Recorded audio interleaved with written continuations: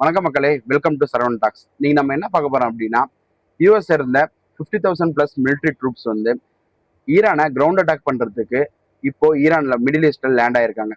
அது மட்டும் இல்லாம ட்ரம்ப் வந்து ஈரானை சேர்ந்த கார்க் ஐலாண்டை பத்தி பேசியிருக்காரு. அது மட்டும் இல்லாம இப்போ நடந்துட்டு இருக்க மிலிட்ரி அட்டாக்கை பத்தி பேசலாம். மறக்காம சரவணன் டாக்ஸை சப்ஸ்கிரைப் பண்ணி பெல் ஐக்கான ஆள்ல போட்டுக்கோங்க. அப்போதான் டெய்லியும் உடனுக்குடன் உங்களுக்கு வந்து என்னோட வீடியோ வந்து சேரும். என்ன பார்க்க போறோம் அப்படின்னா, யூஎஸ்ஐ சேர்ந்த 50,000 பிளஸ் மிலிட்ரி ட்ரூப்ஸ் வந்து இப்போ ஈரான்ல வந்து லேண்ட் ஆயிருக்காங்க. அதுல வந்து 3,500 வந்து மெரைன், அதாவது ஜப்பான்ல இருந்து அனுப்பி வச்ச ட்ரூப்ஸ்.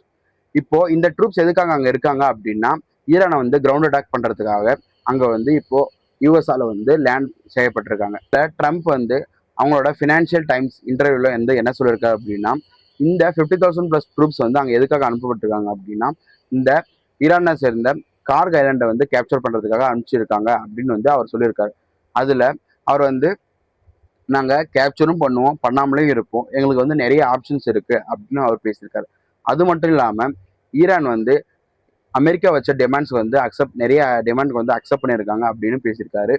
அது மட்டும் இல்லாம 20 ஷிப்ஸை வந்து இப்போ வரக்கூடிய டேஸ்ல வந்து ஈரான் வந்து அலோவ் பண்ணுவாங்க, ஸ்டேட் ஆஃப் ஹார்மஸ் வழியா அலோவ் பண்ணுவாங்க அப்படின்னு ட்ரம்ப் வந்து சொல்லியிருக்காரு.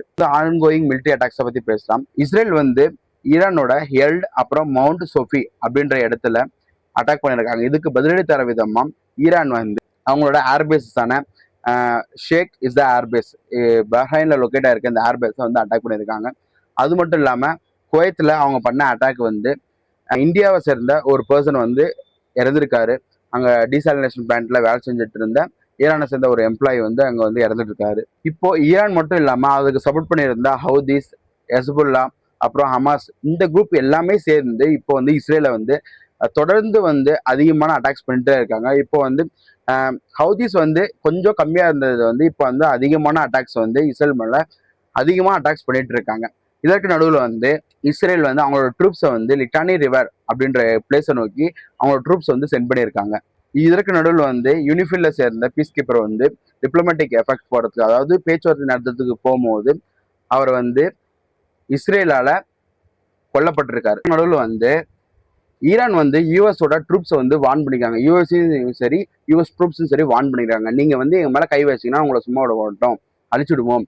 நீங்க எங்க நாட்டுக்குள்ள கிரவுண்ட் அட்டாக்ஸ் பண்ணீங்கன்னா உங்களை வந்து சும்மா விட மாட்டோம், உங்களை அழிச்சிடுவோம் அப்படின்னு வந்து ஈரான் வந்து யூஎஸ் வந்து வார்ன் பண்ணியிருக்காங்க. நடுவில் வந்து இந்த வாரை வந்து நிறுத்த சொல்லி, ஸ்டாப் பண்ண சொல்லி வந்து யூஎஸ் வந்து பாகிஸ்தான் மூலமா வந்து பேச்சுவார்த்தை நடத்திருக்காங்க. பாகிஸ்தான் கூட வந்து எகிப்த், அப்புறம் டர்க்கி, அப்புறம் சவுதி அரேபியா, இந்த 3 நேஷன்ஸை வச்சு ஈரான் கிட்ட வந்து பேச்சுவார்த்தை நடத்திட்டு இருக்காங்க இந்த வாரம் ஸ்டாப் பண்ண சொல்லி. அமெரிக்கா வந்து கார்க் ஐலாண்டை கேப்சரோ இல்லை அட்டாக்கோ பண்ணா ஆயிலோட பிரைஸ் வந்து நினைச்சு கூட பார்க்க முடியாத அளவுக்கு வந்து பிரைஸ் வந்து இன்க்ரீஸ் ஆகும்னு சொல்லியிருக்காங்க எக்ஸ்பர்ட்ஸ் வந்து. அந்த அந்த ரேஞ்ச் வந்து எவ்வளோன்னா ருபீஸ் $134 $200 வரைக்கும் அதோட பிரைஸ் வந்து இன்க்ரீஸ் ஆகுன்றாங்க. ஏன்னா இதுதான் ஈரானோட மெயின் ஆயில் எக்ஸ்போர்ட் டெர்மினலா இருக்கு. இங்க இருந்து தான் அதிகமான ஆயில் வந்து வெளியே போகுது. கல்ஃப்ல இருந்து அதிகமான ஆயில் வெளியே போறது வந்து இந்த கார்க் ஐலாண்ட் தான் வெளியே போகுது. அதாவது 100%ல வந்து இப்போ கல்ஃப்ல 100% ஆயில் இருக்குன்னா அதுல 90% வந்து இந்த கார்க் ஐலாண்ட்ல தான் வெளியே போகுது. ஸோ இஃப் சப்போஸ் அமெரிக்கா இதை அட்டாக் பண்ணா வேர்ல்டோட எக்கனாமி ஷேக் ஆகிறதுக்கும் மெயின் அண்ட் முக்கியமான ரீசனா இருக்க போகுது.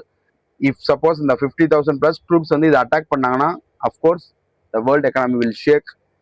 It will become much more riskier for our world. யூஎஸ்ல ட்ரம்ப்புக்கு அகைன்ஸ்டா நடந்துட்டு இருக்க இந்த நோ கிங் ப்ரொடெஸ்ட் வந்து பார்க்க போறோம். இதுல வந்து நேற்று மட்டுமே 3,000 பிளஸ் லொகேஷன்ல வந்து இந்த ப்ரொடெஸ்ட் வந்து போயிட்டு இருக்கு. ஒரு யூஎஸ் ப்ரொடெஸ்ட்ல வந்து அதிகமான பீப்புள்ஸ் வந்து ஜாயின் பண்ணது வந்து நேற்று மட்டுமே, அதாவது நேற்று மட்டும்தான் ரெக்கார்ட் சொல்லுது.